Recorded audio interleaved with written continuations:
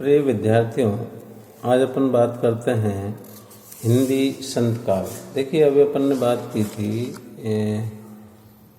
भक्ति काल में भक्ति के उदय के कारण, तो जिसमें हिंदी जो भक्ति काल की दो काव्यधाराएं हैं, जिसमें निर्गुण काव्यधारा और सगुण। निर्गुण के भी दो भाग कर दिए हैं, ज्ञानाश्रयी, प्रेमाश्रयी, और सगुण के भी दो कर दिए हैं, जिसमें कृष्ण काव्यधारा और राम काव्यधारा। देखिए, हिंदी संत काव्यधारा, हिंदी संत काव्यधारा, संत शब्द की व्युत्पत्ति सत्य रूपी परम तत्व का, सत्य रूपी परम तत्व का साक्षात कर लेने वाले व्यक्ति को संत कहा जाता है। डॉक्टर पीताम्बर दत्त बड़थवाल ने संत का संबंध शांत से माना है और इसका अर्थ किया है निवृत्ति मार्गी या वैरागी। सामान्यतः सदाचार के लक्षणों से युक्त व्यक्ति को संत कहा जाता है, जो आत्मोन्नति एवं लोक मंगल में रत रहता है। जो आत्मोन्नति एवं लोक मंगल में रत रहता है, लीन रहता है, वह संत है। आजकल हिंदी साहित्य में निर्गुणोपासक ज्ञानाश्रयी शाखा के कवियों को संत कहा जाता है। संत काव्य का दार्शनिक आधार, संत काव्य का दार्शनिक आधार है शंकराचार्य एवं उपनिषदों द्वारा प्रतिपादित अद्वैत दर्शन, नाथपंथ, सूफी धर्म एवं इस्लाम। उपनिषदों में निरूपित ब्रह्म, जीव जगत एवं माया के स्वरूप को संत कवियों ने ज्यों का त्यों ग्रहण किया। संतों का साधना पक्ष और भक्ति भावना शंकर के अद्वैत दर्शन की देन है। दोनों ही जीव को विशुद्ध ब्रह्म मानते हैं तथा जो भिन्नता दिखाई पड़ती है वह माया के कारण है। आत्मा की सर्वरूपता, सर्वशक्तिमत्ता भी अद्वैत दर्शन के अनुरूप है। नाथपंथियों से उन्होंने शून्यवाद, योग साधना, गुरु की प्रतिष्ठा का तत्व लिया। इस्लाम के प्रभाव से उन्होंने एकेश्वरवाद ग्रहण किया, मूर्ति पूजा का खंडन किया और अवतारवाद का विरोध किया। सूफियों से उन्होंने प्रेम भाव ग्रहण किया और दाम्पत्य प्रतीकों का प्रयोग भक्ति भावना की अभिव्यक्ति हेतु किया। सिद्धों की गूढ़ उक्तियाँ, उलटवासियाँ, वैदिक परंपरा एवं बाह्यचार का विरोध संत काव्य में भी मिलता है। रामानंद ने भक्ति का द्वार शूद्रों एवं निम्न वर्गों के लिए खोल दिया था। इसका प्रभाव भी संत काव्य पर दिखाई पड़ता है। बौद्धों एवं वैष्णवों की अहिंसा भी संत काव्य की आधार भूमि है। प्रमुख संत कवि और उनकी रचनाएं। देखिए, कबीर, बीजक जिनका प्रमुख ग्रंथ है, बीजक नाम से उनकी रचनाओं का संकलन धर्मदास, इनका जो शिष्य है, द्वारा किया गया है। इसके 3 भाग किए हैं, जिसमें साखी है, शवद है और रमेनी। कबीर का जन्म 1398 ईस्वी और मृत्यु 1518 ईस्वी में हुई। कबीर जाति के जुल्हाए थे, काशी में रहते थे तथा रामानंद उनके गुरु थे।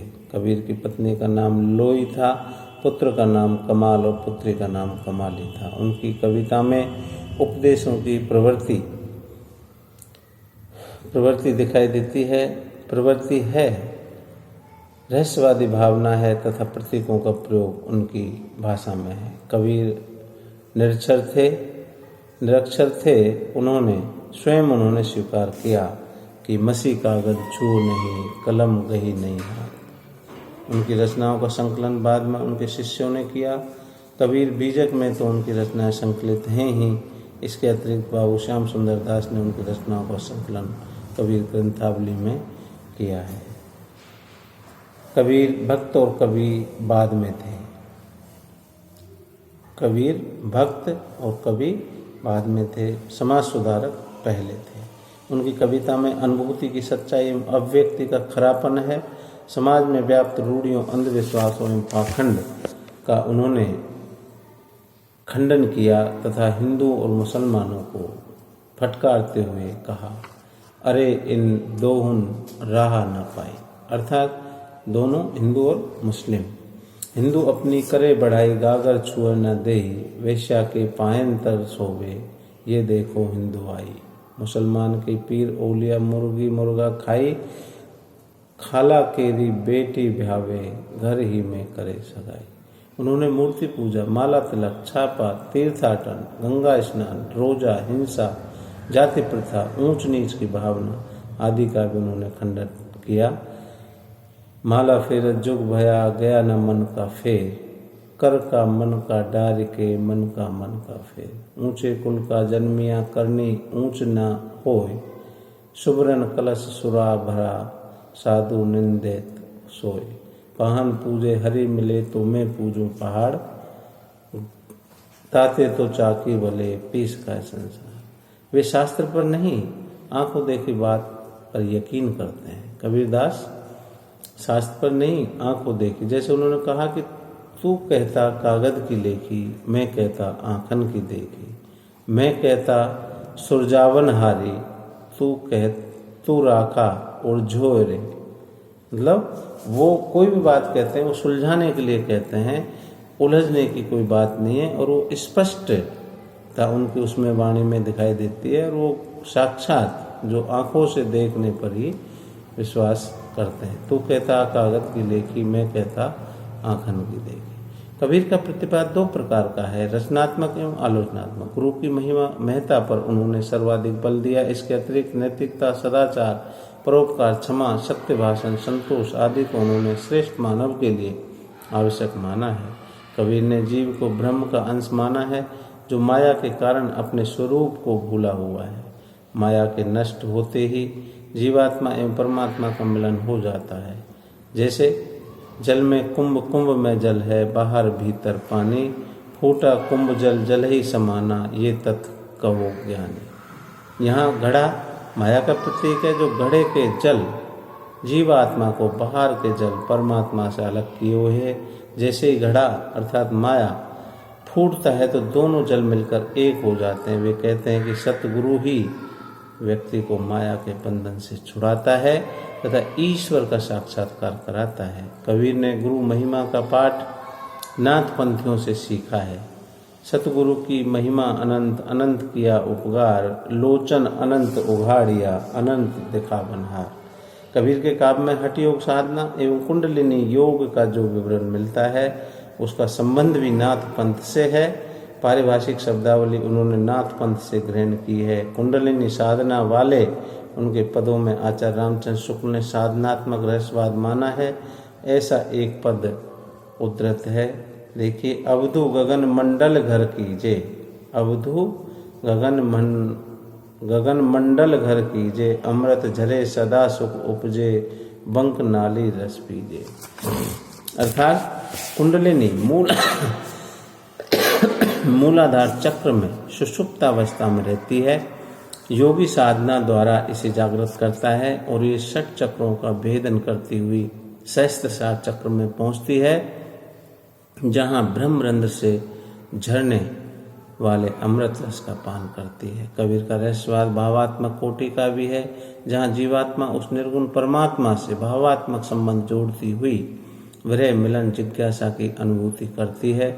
वहां भावनात्मक रहस्यवाद के दर्शन होते हैं। कबीर ने जीवात्मा को प्रेयसी एवं परमात्मा को प्रियतम के रूप में चित्रित किया करते हुए उनके विरह एवं मिलन के चित्र प्रस्तुत किए हैं। देखिए, के विरहन को मीच दे, के आपा दिखलाए, रात दिना का दाजना मोह पे सहा न जाए। मिलन की अनुभूति का वर्णन कबीर ने विवाह के सांग रूपक द्वारा इस पद में किया है। दुल्हनी गाभो मंगलाचार, मोरे घर आए हो राजा राम भरतार, तन रति करी में मन रति करूं, पंच तत्व बाराती, राम देव मोहे पाहुने आए, मैं जो वन में मदमाती। शरीर सरोवर वेदी करो ब्रह्म वेद उचार, रामदेव संग भामरे लेहो, धन धन भाग हमार। सुरते तंसु कोते आए, मुनिवर सहस 88, कहे कबीर हम ब्याह चले हैं, पुरुष एक अविनाशी। अर्थात इसमें मिलन सी मतलब आत्मा का परमात्मा से मिलन का जो कबीरदास जी ने कहा है कि कबीर का जो रहस्यवाद है वो भावात्मक कोटि का है, जहाँ जीवात्मा उस निर्गुण परमात्मा से भावात्मक संबंध जोड़ती हुई विरह मिलन जिज्ञासा की अनुभूति करती है, वहाँ भावात्मक रहस्यवाद के दर्शन होते हैं। कबीर ने जीवात्मा को प्रेयसी एवं परमात्मा को प्रियतम के रूप में चित्रित करते हुए उनके विरह एवं मिलन के चित्र यहाँ जो प्रस्तुत हैं, भावात्मक रहस्यवाद को उद्घाटित करते हुए इन पदों में कबीर ने श्रृंगार रस की योजना की है। कबीर भले ही पढ़े लिखे ना हों, पर उनका काव्यगत रमणीयता से रहित नहीं है। अलंकार, प्रतीक, भाषा आदि सभी दृष्टियों से वह उच्च कोटि का काव्य है। कबीर की भाषा को आचार्य रामचंद्र शुक्ल ने सदुक्कड़ी अथवा पंचमेल खिचड़ी कहा है। उनकी भाषा कई भाषाओं के मिश्रण से बनी है। कबीर को कहीं भी अभिव्यक्ति के लिए भाषा का संकट नहीं झेलना पड़ा। भाषा उनकी अनुगामिनी रही है, अर्थात कबीर वाणी के डिक्टेटर कवि थे। ऐसा आचार्य हजारी प्रसाद द्विवेदी ने कहा भी है कि कबीर वाणी के डिक्टेटर कवि थे। कबीर के काव्य में प्रतीकों का भी भरपूर प्रयोग है। उनकी उलटवासियाँ सिद्धों से प्रभावित हैं, जो विपरीत कथन के कारण लोगों को चमत्कृत करती हैं। समुंदर लागी आग, नदियाँ जली कोयला भई, मतलब समुंदर लागी आग और नदियाँ जली कोयला भई। देख कबीरा जाग पंछी रूखा चढ़ी गई। यहाँ समुद्र मूलाधार चक्र का प्रतीक है, नदियाँ चित्र वृत्तियों का प्रतीक है तथा मंछी रूखा चढ़ी गई, अर्थात मछली कुंडलिनी के लिए प्रयुक्त है। निम्न पद में भी प्रतीकों का प्रयोग उन्होंने किया है। काहेरी नलिनी तू कुमलानी, तेरे ही नाल सरोवर पानी। मतलब कबीरदास जी कहते हैं काहेरी नलिनी तू कुमलानी, तेरे ही नाल सरोवर पानी। मतलब जो नलिनी है, उसकी कमल की जो लकड़ी है वो क्यों कुमला रही है, तेरे अंदर तो नाल सरोवर पानी है। ऐसा कबीरदास जी ने अपनी भाषा से, अपने प्रतीकों के माध्यम से, उलटवासियों से ऐसा चमत्कृत जो पैदा किया है वो यहाँ दृष्टव्य है। जल में उत्पत्ति, जल में वास, जल में नलिनी तोर निवास। ना तल तपती ना ऊपर लागी, तोर हेतु कहु कासनी लाग। कहे कबीर के उदिक समान ते, नहीं मुए हमारे ही जान। इस पद में कमलिनी जीवात्मा तथा जल परमात्मा का प्रतीक है। जीव एवं ब्रह्म की एकता का प्रतिपादन इसमें अन्योक्ति अलंकार के माध्यम से कबीर ने किया है। कबीर के काव्य में रूपक, उपमा, अतिशयोक्ति, अन्योक्ति आदि के अनेक अलंकार प्रचुरता से उपलब्ध हो जाते हैं। वस्तुतः काव्य रचना करना उनका लक्ष्य नहीं था। कविता तो उनके लिए साधन थी, जिसके माध्यम से वे अपनी बात जनता तक पहुंचाना चाहते थे। कबीर भले ही आज से लगभग 600 ईस्वी पूर्व 600 वर्ष पहले पैदा हुए हों, किंतु उनकी शिक्षाएं आज भी उतनी ही प्रासंगिक हैं। तो देखिए, अपन जो बात कर रहे थे संत काव्यधारा, हिंदी की संत काव्यधारा, उसमें रामानंद भी आते हैं जो कबीर के गुरु हैं। उसके बाद में रैदास भी आते हैं। रैदास का नाम रामानंद के 12 शिष्यों में लिया जाता है। रविदास की वाणी है 1398 से 1448, काशी के निवासी थे। कुछ विद्वान इन्हें प्रसिद्ध कवयित्री मीरा का गुरु भी बताते हैं। रविदास का एक अन्य नाम रविदास भी था। संतवाणी सीरीज के अंतर्गत उनकी रचनाओं का संकलन रविदास की वाणी में किया है। जैसे उनका एक प्रमुख वो है, अब कैसे छूटे राम नाम रट लागी। अब कैसे छूटे राम नाम रट लागी। रविदास जी की प्रमुख वो है, प्रभु जी तुम चंदन हम पानी, जाकी अंग अंग वास समानी। प्रभु जी तुम घन बन हम मोरा, जैसे चितवत चंद्र चकोरा। प्रभु जी तुम स्वामी हम दासा, ऐसी भक्ति करे रैदासा।